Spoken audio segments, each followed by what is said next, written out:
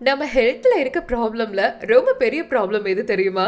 Wheezing, asthma மாதிரியான சுவாச பிரச்சனை தான். ஏன்னா பேசிக்கான சுவாசமே அவங்களுக்கு பெரிய போராட்டமா இருக்கும். அப்படிப்பட்ட வீசிங் ஆஸ்துமால அவஸ்தைப்பட்டுட்டு இருந்தீங்கன்னா நீங்க வர வேண்டிய நம்பிக்கையான இடம் தான் போகா ஹாலிஸ்டிக் ஆயுஷ் ஹாஸ்பிட்டல்.